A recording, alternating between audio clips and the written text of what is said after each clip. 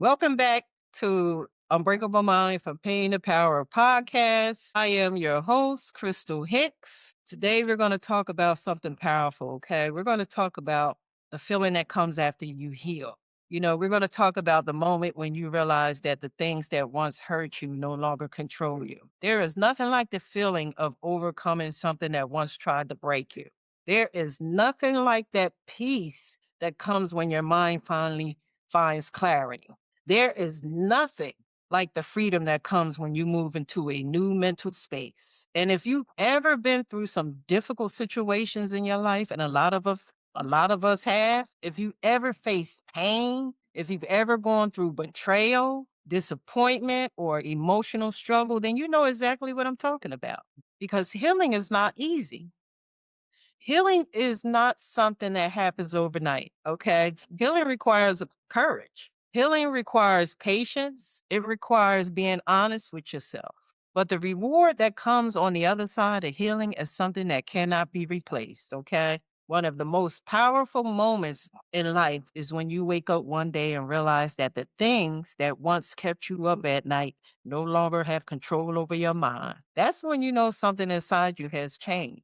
That's when you know growth has taken place. That's when you know healing is real. A lot of people talk about healing, but not everyone understands the process that it takes to get there. It is work. You got to put the work in.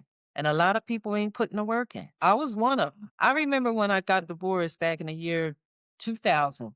I was married for 17 years, okay? And after my divorce, the first thing came to my mind was, okay, now I'm a single mother. Now I have 3 mouths to feed. Now I got to get another job. That was all that was on my mind. I didn't have time to sit back and cry and moan. I had to keep moving. I had to keep working. But I didn't deal with the pain. I didn't deal with the divorce. I didn't deal with the breakup. And when I realized something was going on with me was when I had a panic attack. I was actually driving in my car and I had these panic attacks frequently. Okay. One time my mother had to stay on the phone with me. I never forget. I had just got out of school. I was going to school for medical terminology. Okay. I would work during the day, go to school at night. And one night I got out of school and I was driving home and a panic attack it hit me. It felt like I don't know what a heart attack feels like. I never had a heart attack, but that was the first thing that went through my mind was I was having a heart attack. And these things were happening frequently and I kept ignoring them and ignoring them. I would, let them go away. And, one time I was in a recording studio one time because at the time I was managing a group and I was in the bathroom and I had one in the bathroom. Didn't tell nobody. I kept ignoring it. And then one day I went to the emergency room and they asked me, they said, "Is there anything going on in your life?" I said, "Yeah, there's a lot of stuff going on in my life." They said, "Well, you need to go see we can't find nothing wrong with you. We done did all kinds of checks on you. You need to go see a psychiatrist." I said, "Psychiatrist? What you trying to say? I'm crazy? I am not crazy, okay?" But that was the first thing went through my mind at the time.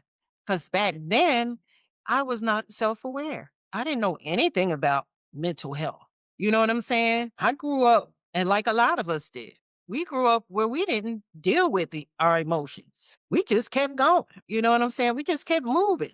Things happen, we just keep going, not knowing that we need to deal with whatever trauma or emotional, things that we're going through. So eventually, to make a long story short, I did go to a psychiatrist. And then I started putting two and two together. And then I realized, oh, okay, because like I said, I always identify the word psychiatry with white folks. I always thought that was for white people, not realizing that emotional health is for everybody. A lot of people, like I said, a lot of people talk about healing, but not everyone understands the process that it takes to get there. Healing is not just about feeling better. It's about, healing is about becoming stronger. Okay. Healing is about learning from the things that once hurt you. Healing is about gaining wisdom from experience that once caused you pain. Okay. Sometimes people look at someone who has grown and they say, "You changed." But what they don't understand is that growth is supposed to change you. You ain't supposed to stay the same. That's the whole point. Growth is supposed to elevate your thinking. And just because you grown don't mean you're an adult because a lot of us are still thinking like kids. Growth is supposed to shift your perspective.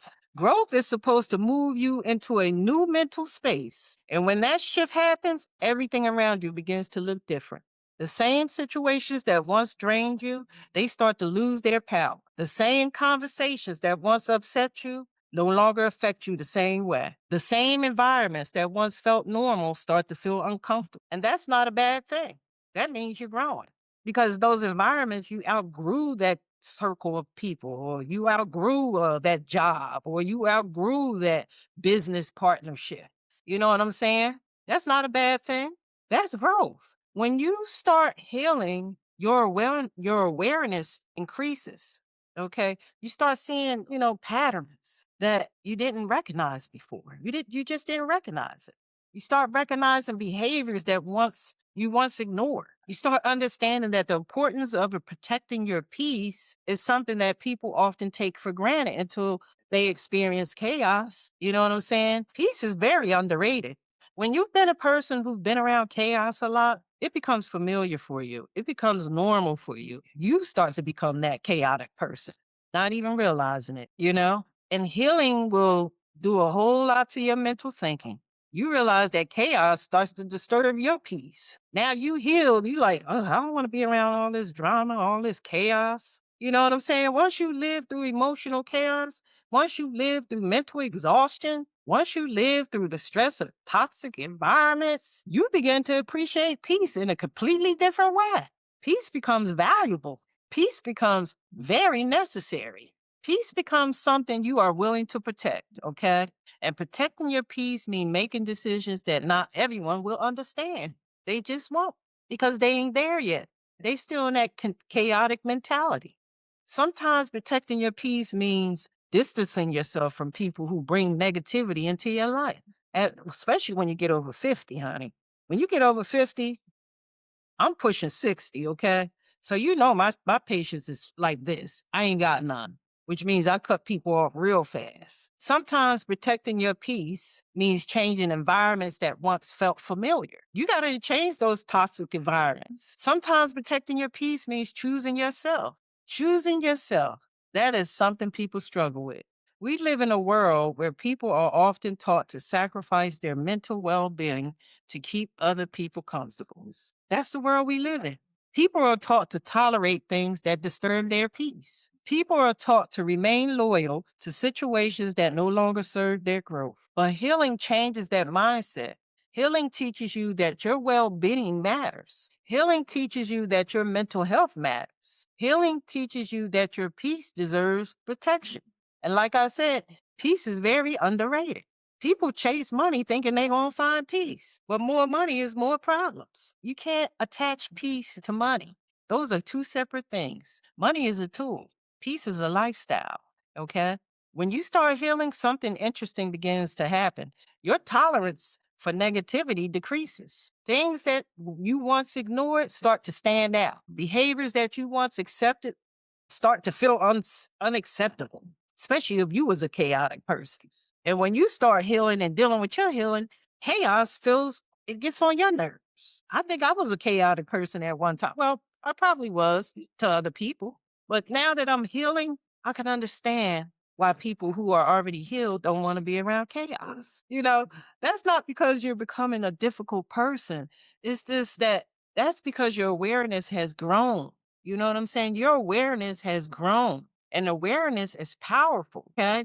Awareness allows you to recognize patterns. Awareness allows you to make better decisions. See, when your mental health is not in the right place, you make poor decisions. You stay in poor relationships. You stay in poor business ships. You stay in poor friendships. You stay in poor partnerships. Awareness allows you to make better decisions. And awareness allows you to protect yourself from situations that once caused unnecessary stress. I cut people off real quick now, especially at this age. My patience is, like I said, my patience is this short. I ain't got none. I cut people off quick. Life is too short now. I got less time in front of me than I have behind me. So my patience is short. One of the most powerful realizations in life is understanding that you have the ability to change the direction of your life, no matter what you've experienced in the past, no matter what challenges you face. We all face challenges in our lives. no matter what obstacles you've encountered. Growth is always possible. It doesn't have an age limit to it. It doesn't matter how old you are. You always have time to heal and grow and be a better version of yourself. Okay. But growth requires effort. You got to put the work in. Growth requires reflection. Growth, you got to look yourself in the mirror. See, we so used to pointing everybody else out, but we not used to doing this. Growth requires being honest. And sometimes growth requires letting go. You got to let go of some folks. Letting go could be one of the hardest things for people to do because letting go often means leaving behind the things that once felt familiar. If you're familiar with being around a lot of chaotic friends, it's going to be hard to let them go, especially if y'all been friends for a long time. You got so used to it, it became familiar to you. Sometimes we stay in situations even if they're not healthy. People hold on to situations because they are comfortable with what they know. You have gotten used to being in around drama. You know what I'm saying? You have gotten so comfortable with being around drama that you are used to it. Healing requires the courage to say, I deserve better. Healing requires the courage to say, I am ready for something different. Healing requires the courage to step into a new version of yourself.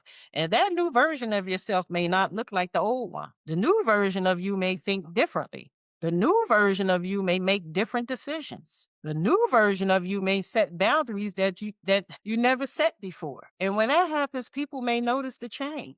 Some people will celebrate your growth. Some people will support your healing. Some people will be proud of, the progress you made, but not everyone will react the same way.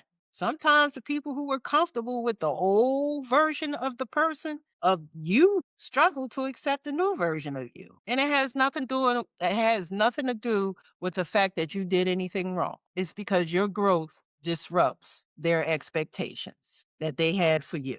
Okay.